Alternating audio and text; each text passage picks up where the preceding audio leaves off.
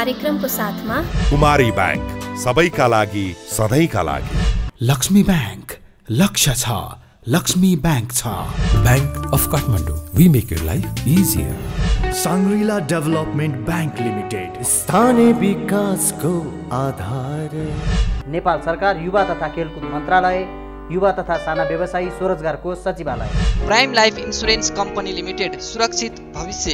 Lumbini general insurance company limited, ensuring risks for prosperity.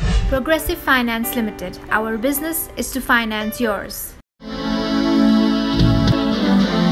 गत आर्थिक वर्षमा 8वटा वाणिज्य बैंक बीच मर्जर तथा एक्विजिसन सम्झौता भएको छ। नेपाल इन्भेस्टमेन्ट र मेगा, ग्लोबल आइएमई र बैंक अफ काठमाडौँ, नबिल र नेपाल बांग्लादेशका साथै हिमालयन र सिभिल बैंक बीच मर्जर तथा एक्विजिसनको सम्झौता भएको हो। यीमध्ये एनबीलाई प्राप्ति गरेको नबिलले एकीकृत कारोबार समेत सुरु गरिसकेको छ। यता धितोपत्र बजारमा डीम्याट खाता खोल्नेको संख्या 52,60,000 र मेरो शेयर लिनेको संख्या 43,68,000 नागेको सीडीएससी को तथ्याङ्क छ। नमस्कार, कार्यक्रम अर्थको आजको श्रृङ्खलामा म आकांक्षा उपाध्याय स्वागत गर्दछु। आजको कार्यक्रममा हामी पुँजीगत खर्च गर्न सरकार असफल, चुलिँदै बेरुजुको चाङ, चोबा ड्राई पोर्ट सञ्चालन चुनौतीपूर्ण लगायत साताका थप आर्थिक गतिविधि लिएर उपस्थित भएका छौँ। आउनुहोस् आजको कार्यक्रम सुरु गरौँ। पुँजीगत खर्च हुनै नसक्ने वर्षौंदेखिको जीर्ण रोग गत आर्थिक वर्षमा झनै विकराल बनेको छ। प्रतिस्थापन विधेयक मार्फत बजेट ल्याउँदै मासिक 10% का दरले पुँजीगत खर्च गर्ने तत्कालीन अर्थमन्त्री जनार्दन शर्माको उद्घोष हावादारी सिद्ध भएको छ। महालेखा नियन्त्रक कार्यालयका अनुसार गत आर्थिक वर्षको असार मसान्तसम्ममा 57.23% मात्र पुँजीगत खर्च भएको छ, जसले पुँजीगत खर्चमा सरकारको असफलता प्रष्ट हुन्छ। विकास बजेट खर्च नहुनुमा शासकीय क्षमताको अभाव नै मुख्य कारण रहेको विज्ञको ठहर छ। तीनवटा कुराहरूमा ज्यादै ठुलो कमजोरी देखिन्छ। पहिलो मानव स्रोत व्यवस्थापन, दोस्रो आयोजना व्यवस्थापन र तेस्रो ठेक्का व्यवस्थापन। यो तीनटा ज्यादै कमजोर भएको कारणले खास गरी पुँजीगत खर्च त्यो पनि सार्वजनिक भलाइको निमित्त, आफ्नो प्रयोगको निमित्त गरिएको पुँजीगत खर्च प्राय हुन्छ, तर आम नागरिकको सुविधाको निमित्त निर्माण गर्ने पुँजीगत खर्चको निमित्त मानव स्रोत व्यवस्थापन कमजोर छ। काम नगर्ने, काम गर्न नजान्ने, नसक्ने र निहायत व्यक्तिगत स्वार्थ भएका मान्छेहरू नेताहरूलाई चाकरी गरेको भरमा त्यहाँ प्रस्थापन लिएर जान्छन्। यो मान्छे काबिल छैन, यसले सक्दैन भन्ने जान्दै पनि आर्थिक प्रलोभन नपरेर नेताहरूले सरुवा गरिदिन्छन्। सरुवा गरेर गइसकेपछि उसले काम गर्ने रुचि राख्दैन। दोस्रो आयोजना व्यवस्थापनमा कमजोरी छ। आयोजना व्यवस्थापन गर्ने क्रममा आयोजना तर्जुमा गरेदेखि लिएर आयोजना सम्पन्न गर्ने बेलासम्म थुप्रै चरणहरू हुन्छ। त्यो चरणमा हामी चाहिँ क्रिटिकल चरण जुन एकदम महत्त्वपूर्ण चरण छ त्यहाँ ज्यादै हेलचाक्रीका साथ काम गर्छौँ। तेस्रो चाहिँ ठेक्का व्यवस्थापन नेपालमा एकदम कमजोर। त्यो ठेकेदारको छनौट गर्ने प्रक्रिया जब प्रारम्भ हुन्छ त्यहाँदेखि नै लेनदेनको कुराहरू प्रारम्भ हुने, त्यसपछि अब गतिलो ठेकेदारले चाहिँ सकेसम्म त्यो सहभागी नहुने। त्यो ठेक्का छनौटदेखि लिएर ठेकेदारलाई बेला बेलामा जुन किसिमको सचेत गराउनु पर्ने हो, काममा समयमा सम्पन्न गर्ने भने त्यसलाई तागिदा गर्ने, गर्दै गरेन भने कालो सूचीमा हाल्ने। कालो सूचीमा हालिसकेपछि त त्यो ठेकेदारको त भविष्य खराब हुन्छ नि। त्यो ठेक्का व्यवस्थापनको काम हामीले प्रभावकारी रूपमा गरिसकेका छौँ। लक्ष्य अनुसार पुँजीगत खर्च नहुँदा संरचनात्मक हिसाबले समस्या बल्झिँदै गएको छ। कोभिडबाट प्रभावित अर्थतन्त्र अझै पनि लयमा फर्किन नसकेको र बाह्य कारणले समेत अप्ठ्यारो परिरहेको अवस्थामा बजेट खर्च गर्न नसक्नु चिन्ताजनक विषय हो। पुँजीगत खर्च बढाउन सरकारले प्रतिबद्धता जनाउने गरे पनि त्यसको कार्यान्वयन गरिँदैन। यो प्रवृत्ति सुधारका लागि तयारी नै नभएका आयोजनालाई बजेट पार्ने लगायत विकृतिको अन्त्य गरिनुपर्ने औल्याइएको छ। पुरा तयारी भएका आयोजनाहरूलाई मात्रै बजेटमा व्यवस्था गरेर काम सुरु गरियो भने आयोजना सम्पन्न हुन्छ भन्ने अन्तर्राष्ट्रिय अभ्यासले देखाएको छ। 5-6 वर्ष लाग्ने आयोजनाको लागि पनि प्रत्येक वर्ष सालौसाली बजेट विनियोजन गर्ने, अनि अर्को साल पर्छ कि पर्दैन भनेर 1 सालको लागि ठेक्का लगाउने कि 100 किलोमिटरको बाटो बनाउनु पर्ने छ, तर 1 सालको लागि 20 किलोमिटर ठेक्का लगायो, अर्को साल 10 किलोमिटर, अर्को साल गर्दाखेरि 100 किलोमिटर बाटो कहिले पनि नबन्ने भयो होइन। त्यो 10औं वर्ष लाग्ने भयो अथवा ज्यादै विलम्ब हुने भयो। यस्तो किसिमको यो ज्यादै लामो समयसम्म रकम विनियोजन गर्ने काम नगर्नु। जेठ 15मा बजेट आयो भने चुप लाएर बस्यो, साउन लाएर पनि काम गरेन, एकैचोटि गएर दसैँपछि तिहारपछि बल्ल काम सुरु हुन थाल्यो। हामीले सुधार गरेका 3टा जुन महत्त्वपूर्ण कुराहरू थिए नि, ती 3टै महत्त्वपूर्ण कुराहरू सही तरिकाले पालना गर्न सकेन। पुँजीगत खर्च बढाउन प्रत्येक वर्ष बजेट वक्तव्य मार्फत विभिन्न नीतिगत व्यवस्थाको समेत घोषणा गरिन्छ, तर कार्यान्वयन नहुनु विडम्बना बनेको छ। बजेट खर्च गर्ने प्रणालीमा देखिएको समस्या दोहोरिँदै जाँदा मुलुकको विकास र समृद्धिमा गम्भीर असर पर्दै आएको छ। पहिलो परिणाम भनेको जुन विकास निर्माणका कामहरू जुन गतिमा हुनुपर्थ्यो, जुन परिमाणमा हुनुपर्थ्यो, जुन गुणस्तरको हुनुपर्थ्यो, त्यो हुन सकेको छैन। अर्को कुरा, सरकारको जुन आफ्नो ढुकुटीबाट जुन रकम चाहिँ निजी क्षेत्रमा जानुपर्थ्यो, बजारमा चाहिँ जुन प्रवाह हुनुपर्थ्यो, त्यो बजारमा त्यो रकम पर्याप्त रूपमा प्रवाह पनि हुन सकेन। त्यसले गर्दाखेरि हाम्रो चाहिँ जुन यो बैङ्कमा तरलताको अभावदेखि लिएर यसले हाम्रो चाहिँ जुन एउटा बजारमा एउटा जुन आर्थिक सन्तुलन कायम गर्नुपर्छ त्यो हुन सकेको छैन। तेस्रो कुरा चाहिँ के हो भने यसले चाहिँ अर्को एउटा अप्रत्यक्ष भनेको सरकारमा काम गर्ने कर्मचारीहरू, सरकारको नेतृत्व गर्ने सरकार जुन राजनीतिक कर्मीहरूको पनि उनीहरूको जुन पर्फर्मेन्स हो नि, त्यो पर्फर्मेन्समा पनि जहिले पनि प्रश्न चिन्ह खडा गर्यो। कामै गर्न नसकेको, कामै देखाउन नसकेको जस्तो त्यो चाहिँ देखा परेको छ। फिल्डमा काम गर्नको लागि हामीसँग पर्याप्त समय पनि भएन र त्यो किसिमको हाम्रो तयारी पनि भएन। त्यसले गर्दाखेरि एकदमै जति सकिन्छ अब जेठ असारमा गएर निर्माण कार्य सुरु हुने, त्यहाँ मौसमले प्रतिकूलता हुने र काम चाहिँ बिचैमा रोक्नुपर्ने, काम चाहिँ त्यसको चाहिँ परिमाण घटाउनु पर्ने र कतिपय कामहरू चाहिँ अब सम्पन्नै नहुने भएपछि अनि त्यसको भुक्तानी पनि नहुने भयो।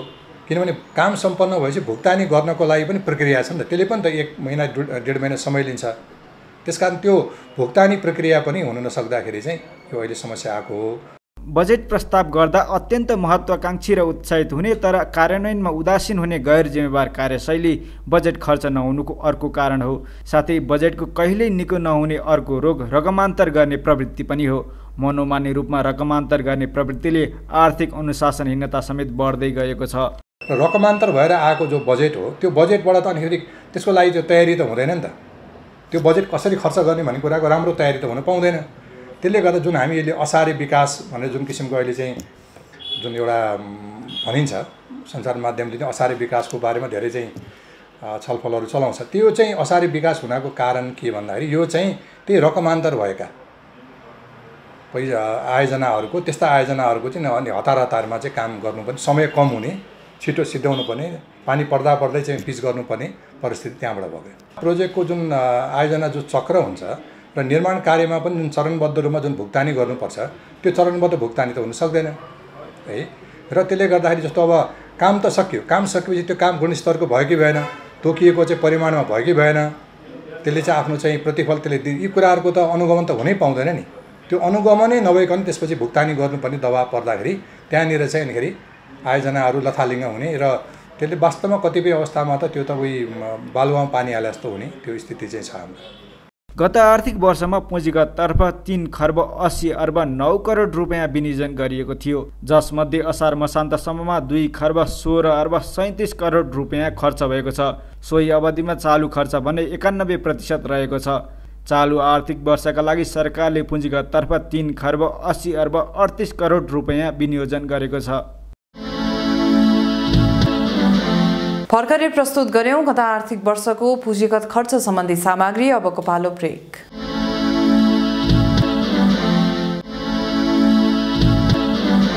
मुलुकका सार्वजनिक निकायहरूको बेरोजु वर्षेनी बढ्दै गएको छ। हालै सार्वजनिक महालेखा नियन्त्रकको कार्यालयको 59औं प्रतिवेदनले 1 वर्षमै रु 1 खर्ब 15 अर्बले बेरोजु बढेको देखाएको छ। एक रिपोर्ट। मुलुकका सार्वजनिक तथा सरकारी निकायको बेरोजु वर्षेनी बढ्दै गएको छ। आर्थिक वर्ष 2077-78 मा मात्र रु 1 खर्ब 15 अर्ब भन्दा बढी बेरोजु थपिएको महालेखा परीक्षकको कार्यालयको 59औं प्रतिवेदनले देखाएको छ। यससँगै सरकारी बेरोजु रु 4 खर्ब 83 अर्ब 59 करोड पुगेको छ, जुन अघिल्लो आर्थिक वर्षको भन्दा 15.46% बढी हो। प्रतिवेदनका अनुसार राजस्व र वैदेशिक अनुदानको बक्यौता समेत ठूलो परिमाणमा रहेको छ। राजस्व बक्यौता सबभन्दा ठूलो समस्या देखिया छ। त्यो चाहिँ राजस्व भनेको आन्तरिक राजस्व पनि छ, त्यसपछि अरू राजस्वहरू पनि छ, करको पनि छ, मूल्यवृद्धि करको पनि छ, अन्तशुल्कको पनि छ, अरू गैरकर राजस्वहरू पनि छ। यसमा त्यो हेर्दाखेरि चाहिँ 2 खर्ब 15 अर्ब 56 करोड थियो अघिल्लो साल, यसचोटि त्यो बक्यौता झन बढ्दा भयो, 97 अर्ब 4 करोड थपियो। त्यसरी थपिएपछि 3 खर्ब 12 अर्ब 61 करोड रुपियाँ त यो बाँकी हो। सरकारले असुल गर्नुपर्ने राजस्व बगौता नै त्यो हो। त्यस्तै वैदेशिक ऋण र अनुदानको शोध भर्ना लिने भने मतलब सरकारले आफ्नो तर्फबाट पैसा खर्च गर्दै जान्छ। वैदेशिक दात्री संस्था निकायहरूसँग सम्झौता गरे अनुसार उहाँहरूले पछि चाहिँ शोध भर्ना दिन्छ त्यस्तो पैसा। यहाँ खर्च चाहिँ भइसक्यो, त शोध भर्ना लिनै बाँकी चाहिँ त्यो दुईवटा गरेर अनुदान र ऋणको गरेर करिब 24 अर्ब जति, करिब 24 अर्ब जति चाहिँ अनुदान र ऋणको। त्यसमा अनुदानतर्फ 11 अर्ब 56 करोड 98 लाख, ऋणतर्फ 12 अर्ब 36 करोड 91 लाख। प्रतिवेदनमा स्थानीय तहदेखि प्रदेश र सङ्घ अन्तर्गतका मन्त्रालयले नियम मिचेर आफू खुसी बजेट खर्च गरेको उल्लेख छ। कुल बेरुजुमा सङ्घीय सरकारका मुख्य मन्त्रालयहरूको हिस्सा नै करिब 90% रहेको छ। यसचोटिको मात्रै हेर्दाखेरि अर्थ मन्त्रालय र अन्तर्गत नै करिब 40% त अर्थ मन्त्रालय र अन्तर्गत नै भएछ। भौतिक पूर्वाधार मन्त्रालय अन्तर्गत 11% चाहन्छन्, भूमि व्यवस्था सहकारी मन्त्रालय अन्तर्गत 9%, भनेको मतलब 10-12वटा मन्त्रालयहरू अन्तर्गत नै करिब 90-92% यसैमा पर्छ र सबभन्दा ठुल्ठुलो एमाउन्टहरू पनि त्यसैमा पर्छ। यस्तै मुलुकभर भौतिक पूर्वाधारको निर्माण र लागत यथार्थ नभएको, प्रतिस्पर्धा बेगर खरिद भएको, विद्युतीय कारोबारलाई करको दायरामा ल्याउन नसकिएको प्रतिवेदनमा उल्लेख छ। बढ्दो बेरुजुले सरकारको वित्तीय अनुशासनमै प्रश्न उठेको छ। यो 10वटा विषयमा हामीहरूले विश्लेषण गरेका छौँ। एउटा स्रोत परिचालनमा समस्या, त्यो चाहिँ भनेको कस्तो भन्दा करको दायरा विस्तार हुन सकेन, आयातमा निर्भर राजस्व रह्यो, राजस्व परिचालन न्यून रह्यो, मूल्य वृद्धि चाहिँ जुन हामीहरूले पहिले सुरुमा भनेका थियौँ त्यो अनुसारको एफिसियन्सी भएन, राजस्व चुहाट नियन्त्रण भएन, भन्सार बिन्दुमा नै मालवस्तुको यथार्थ मूल्याङ्कन भएन, अनि राजस्व छुट चाहिँ भयो, अनुगमन प्रणाली भएन, त्यस्तै गरेर प्रतिबद्धता अनुसार वैदेशिक सहायता पनि प्राप्त भएन र प्रत्यक्ष वैदेशिक लगानी पनि बढ्न सकेन। स्रोत परिचालनमा यो समस्या देखियो। त्यसपछि योजना तर्जुमा र कार्यान्वयनमा समस्या देखियो। त्यो कस्तो, आयोजनाको प्राथमिकता वस्तुनिष्ठ हुन सकेन, राष्ट्रिय गौरव आयोजनाहरूको प्रगति न्यून रह्यो, आयोजना ब्याङ्क प्रभावकारी रूपमा कार्यान्वयन भएन, पूर्व तयारी बेगरका आयोजनाहरू बजेटमा समावेश गरियो जसले गर्दा खर्च भएन, होइन, पुँजीगत खर्च कम भयो। त्यस्तै परामर्श चाहिँ जुन खर्च हुन्छ त्यसमा ठुलो धनराशि खर्च भयो। आन्तरिक हामीहरूले गर्नुपर्ने कामभन्दा पनि अरू परामर्शदाताहरूसँग बढ्ता चाहिँ हामी निर्भर रह्यौँ। बेरुजुको अवस्था सुधारका लागि तालुक निकायबाट अनुगमन गर्ने, कार्यविधिको पालना नगर्ने, अनियमितता गर्ने पदाधिकारीलाई समयमै जिम्मेवार बनाउने र वित्तीय अनुशासन पालनालाई कार्य सम्पादन मूल्याङ्कनसँग जोड्ने काम गर्नुपर्ने महालेखाको सुझाव छ। नेपाल सरकारका पदाधिकारीहरूसँग छलफल हुँदा पनि मैले भनेको छु कि विगतको आर्थिक क्रियाकलापको अथवा आर्थिक अनुशासन पालनाको, वित्तीय प्रशासन सञ्चालनको स्थिति हेरेर जिम्मेवारी दिनुहोस्। खास गरिकन ठुल्ठुलो जिम्मेवारी दिँदाखेरि मन्त्रालयको सचिवको जिम्मेवारी दिँदा, विभागीय प्रमुखको जिम्मेवारी दिँदा, ठुल्ठुलो प्रोजेक्टहरूको जिम्मेवारी दिँदा उहाँको विगतको चाहिँ आर्थिक क्रियाकलाप प्रतिको आर्थिक अनुशासन पालनाको स्थिति कस्तो छ त्यो कुरा चाहिँ एकचोटि हेरेर दिनुहोस् भन्ने गरेका छ। सुझावहरू पनि त्यही गरेका छ। विगतमा एकपटक प्रचलन पनि चलेको थियो चाहिँ अब कुनै पोजिसनमा चाहिँ बढुवा गर्नुपर्यो मान्य सचिवमा अथवा विभागीय प्रमुखमा भने महालेखा परीक्षकको कार्यालयबाट अभिलेख पनि लिने गरेका थियो एकपटक, र पछि पनि मैले त्यो कुरा सम्झाइरहेको छु। गत वर्ष थपिएका 1 खर्ब 15 अर्ब 5 करोड बेरुजु सङ्घीय मन्त्रालय तथा निकाय, प्रदेश मन्त्रालय तथा निकाय, स्थानीय तह, समिति र अन्य संस्थाको हो। असार महिनामा मुलुकभर 55% मात्र धान रोपाई सम्पन्न भएको छ। गत वर्षको असारमा 77% धान रोपाई भएको थियो। यस वर्ष मलको चरम अभाव र मौसम प्रतिकूल हुँदा धान रोपाई गत वर्षको भन्दा कम हुने अनुमान गरिएको छ। यस्तै विदेशी लगानीकर्ताले अनेकौं समस्या बेहोर्नु परेको गुनासो सम्बोधन गर्न सरकारले वैदेशिक लगानीलाई स्वचालित प्रणालीबाटै स्वीकृत गर्ने भएको छ। सरकारले पहिलो चरणमा 10 करोड रुपैयाँसम्मको वैदेशिक लगानीको स्वीकृत स्वचालित प्रणालीबाट हुने व्यवस्था मिलाउने भएको छ। थप आर्थिक गतिविधि सहितको अबको प्रस्तुति बिजनेस राउन्डअप। लामो समयदेखि मर्ज र प्राप्तिको चर्चामा रहँदै आएको हिमालयन बैंक लिमिटेडले अन्ततः सिभिल बैंकलाई प्राप्ति गर्ने भएको छ। यस सम्बन्धमा गत बुधबार प्रारम्भिक सम्झौतामा हस्ताक्षर भएको छ। उक्त अवसरमा हिमालयन बैंकका संस्थापक अध्यक्ष एवं नेपालका प्रथम गभर्नर हिमालय शमशेर जबराले वित्तीय क्षेत्रमा सङ्कट देखा परेको विद्यमान अवस्थामा दुई बैंक मिलेर अघि बढ्दा सहज हुने धारणा राख्नुभयो। ब्यालेन्सिङ क्राइसिस भइरहेको छ। त्यसले सामना गर्नुपर्ने अवस्था छ। डिजिटलाइजेसन आइसक्यो, त्यसलाई चाहिँ अपनाएर पनि हामीले अगाडि बढ्नुपर्नेछ। यो सबैको लागि चाहिँ नि मर्ज भएको खण्डमा चाहिँ सहज हुन्छ। मिलेर हामीले काम गरौँ भनेदेखि अरू ब्याङ्कहरूको डाटामा अगाडि बढ्छ। यही व्यवस्था छ, यही कुराबाट अगाडि बढ्नु। वित्तीय क्षेत्रलाई सबल सक्षम बनाउने उद्देश्यले नेपाल राष्ट्र ब्याङ्कले ल्याएको नीति अनुरूप दुई ब्याङ्क बीच उक्त समझदारी भएको हो। कार्यक्रममा हिमालय ब्याङ्कका अध्यक्ष प्रचण्ड बहादुर श्रेष्ठले यो समझदारी समग्र वित्तीय क्षेत्र र लगानीकर्ताका लागि सुखद पक्ष रहेको बताउनुभयो।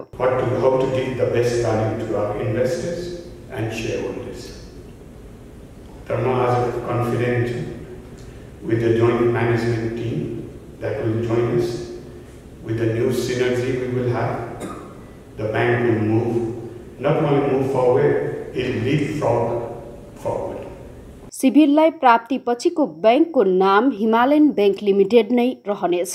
यस्तै सञ्चालक समिति हिमालयन ब्याङ्कको र प्रमुख कार्यकारी अधिकृतमा अशोक शमशेर राणा रहनुहुनेछ। समझदारी पत्रमा हस्ताक्षर समारोहमा सिभिल ब्याङ्कका अध्यक्ष प्रताप जङ पाण्डेले प्राप्तिपछि ग्राहक वर्गलाई थप गुणस्तरीय सेवा दिँदै ब्याङ्कलाई उचाइमा पुर्याउन सकिने विश्वास व्यक्त गर्नुभयो। रेस्टोरेन्ट मात्रै काहीँ दिनेवाला छैनौँ, तर हामी चाहिँ एसेट क्वालिटीदेखि लिएर अब हामीले यो कुराहरू गराउनु पनि सबैजना सिजन ब्रेकर हुनुहुन्छ दुवै तर्फका र स्पेसली हिमाल ब्याङ्कका मेरो अग्रजहरू पनि हुनुहुन्छ। उहाँहरूलाई चाहिँ हामी सबैजनाले एउटा यसलाई फ्युजन गरेर एउटा सिनर्जी निकाली यसको चाहिँ उत्तरोत्तर प्रगतिमा लागौँ। हिमालयन ब्याङ्कले सिभिल ब्याङ्कलाई 100:81 सेयर स्वाप रेसियोमा प्राप्ति गर्ने भएको हो। हाल हिमालयनको चुक्ता पुँजी 12 अर्ब 96 करोड र सिभिलको चुक्ता पुँजी 9 अर्ब 7 करोड रुपैयाँ रहेको छ। लुम्बिनी जनरल इन्सुरेन्स कम्पनीको 17औं वार्षिक साधारण सभा सम्पन्न भएको छ। गत बुधबार काठमाडौँमा सम्पन्न साधारण सभाले गत आर्थिक वर्ष 2077-78 को मुनाफाबाट चुक्ता पुँजीको 9.5% बोनस सेयर र कर प्रयोजनका लागि 0.5% नगद लाभांश पारित गरेको छ। यसैगरी सभाले सञ्चालन समितिको 17औं वार्षिक प्रतिवेदन 2077-78 लेखा परीक्षकको प्रतिवेदन 2078 असार मसान्तसम्मको वासलात आर्थिक वर्ष 2077-78 को नाफा नोक्सान हिसाब नगद प्रवाह विवरण र अनुसूची समेत पारित गरेको छ। यसैबीच लुम्बिनी र सगरमाथा जनरल इन्सुरेन्स मर्जमा जाने प्रारम्भिक सम्झौता भएको छ। यस सम्बन्धमा बिहिबार दुई संस्थाबीच समझदारी पत्रमा हस्ताक्षर भएको हो। मर्जपछि बन्ने कम्पनीको सिइओमा हालका सगरमाथा जनरलका सिइओ चङ्की छेत्री र कम्पनीको अध्यक्ष लुम्बिनी जनरलका हालका अध्यक्ष मनोहर दास मूल रहने सहमति भएको छ। हाल लुम्बिनी जनरलको चुक्ता पुँजी 1 अर्ब 19 करोड र सगरमाथा जनरलको 1 अर्ब 31 करोड रुपैयाँ रहेको छ। वात्तै आकाशेको कच्चा तेलको मूल्यमा अन्तर्राष्ट्रिय बजारमा निरन्तर गिरावट आएको छ। एक साताको अवधिमा मात्रै तेलको मूल्य प्रति ब्यारेल $12ले ओह्रालो लागेको छ। यो एक महिनाको अवधिमा $124.9 बाट $102 मूल्य झरेको छ। अन्तर्राष्ट्रिय सञ्चार माध्यमहरूले डलरको मूल्यमा भएको वृद्धिका कारण तेलको मूल्य घटेको आकलन गरेका छन्। रुस युक्रेन युद्धका कारण पेट्रोलियम पदार्थको मूल्य बढ्दा संसारभर नै मूल्य वृद्धि बढेको बेला ओह्रालो लागेको कच्चा तेलको मूल्यले साना अर्थतन्त्र भएका मुलुकहरूलाई केही राहत मिल्ने अपेक्षा गरिएको छ। हामीसँग चोबार ड्राइपोर्ट सम्बन्धी सामग्री बाँकी नै छ, हामीसँगै रहनुहोला।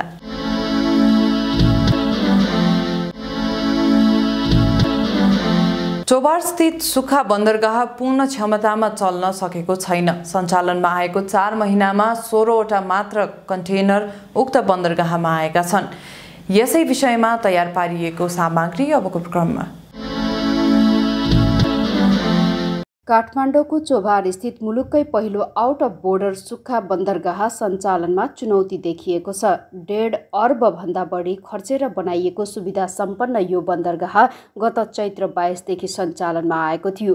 तर हालसम्म यहाँबाट 16 वटा कन्टेनर मात्र जाँच पास भएका छन्, जुन अपेक्षा गरिएको भन्दा निकै कम हो। बन्दरगाह सञ्चालनको जिम्मा पाएको नेपाल इन्टरमोडल यातायात विकास समिति र भन्सार कार्यालय भने प्रचार प्रसारको कमी र एलसीमा समस्या लगायतका कारण अपेक्षाकृत सञ्चालन हुन नसकेको औल्याउँछन्। हामीले अपेक्षा गरे भन्दा चाहिँ कमै हो। जस्तै तपाईको यो अन्तरालमा चैत 22 गते उद्घाटन भएपछिको मा चाहिँ जम्मा 16 वटा गाडी चाहिँ इम्पोर्ट भएको छ भने एउटा गाडी चाहिँ निर्यात भएको छ भनेपछि यो कम त कम हो। तर अब भनौँ न, अब यो स्थापना भइसकेपछि अब एलसी पनि खुल्नलाई त यो स्थापना भइसक्नुपर्छ भनेपछि एउटा एलसी म्याच्योर हुन पनि कम्तीमा पनि 3 महिना लाग्छ हैन।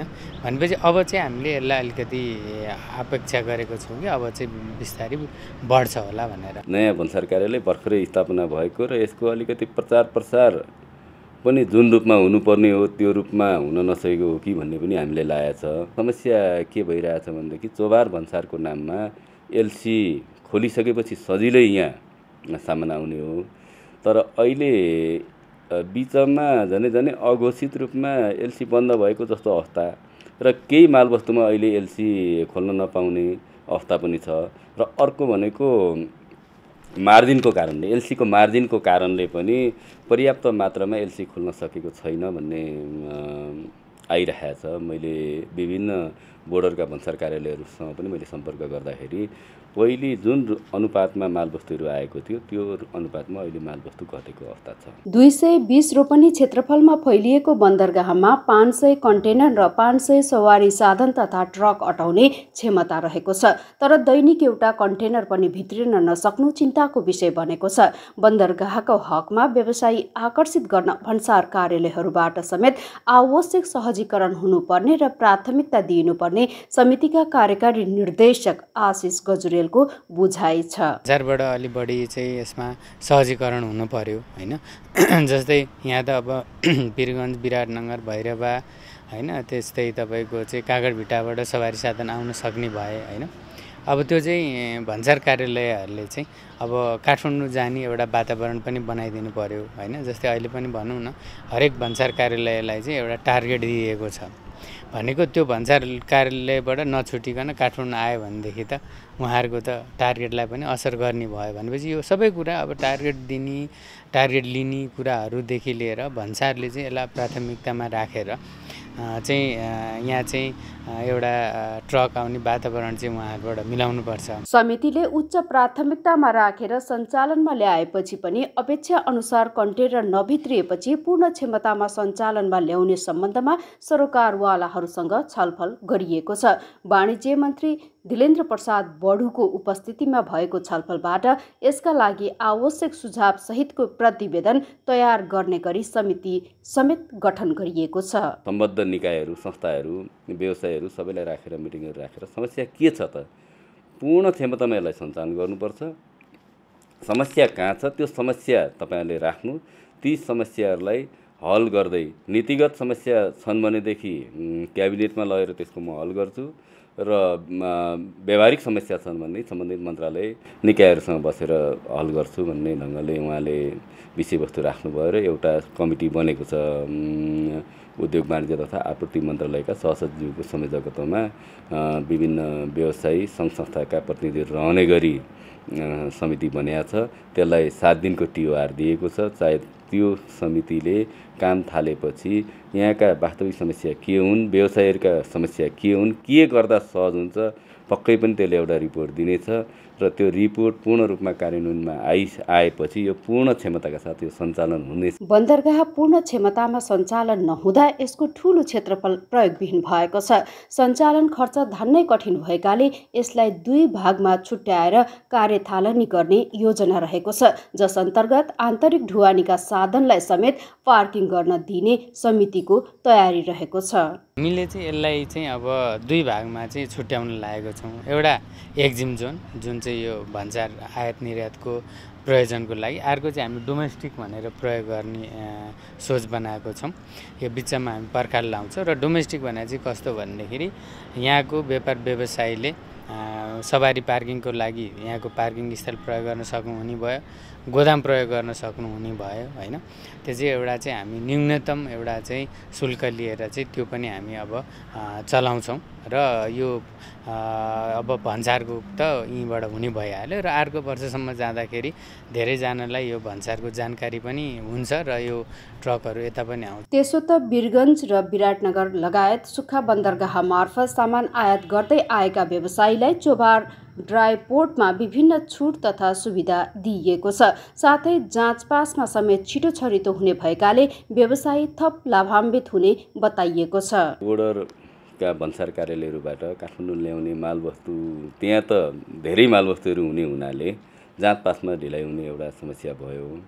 अर्को कुरो व्यवसायीलाई पनि जस्तै सम्बन्धित व्यवसायीले वीरगञ्जमै गएर आफूले सामान हेर्ने अवस्था त हुँदैन, उसले आफ्नो प्रतिनिधिहरू मार्फत त्यहाँ काम गराउनु पर्ने हुन्छ।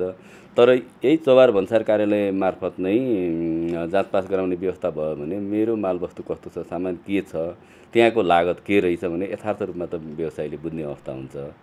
एकातिर त्यो उहाँहरूलाई फाइदा हुन्छ भनेदेखि अर्कोतिर बोर्डर भन्सारमा एउटा क्यु लाइनमा बस्नु पर्थ्यो भनेदेखि यहाँ त हामीलाई हाम्रो भन्सारको कारणले एक दिनभन्दा हामी राख्दैनौँ। जस्तै आज सामान आयो भनेदेखि आजै हामीले जाँच पास गर्ने गरी हामीले व्यवस्था गरेका छौँ। हामीसँग त्यो जनशक्ति पनि छ।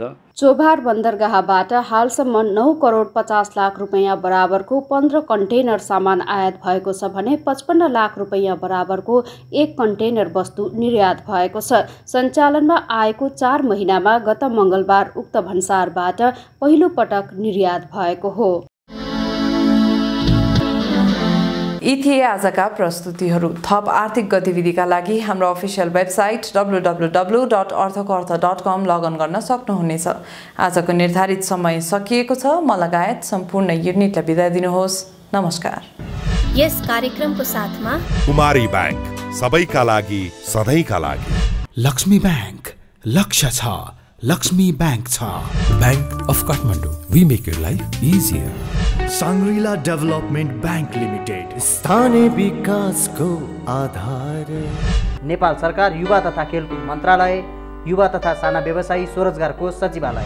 Prime life insurance company limited, सुरक्षित भविष्य। Lumbini general insurance company limited, ensuring risks for prosperity. Progressive Finance Limited, our business is to finance yours.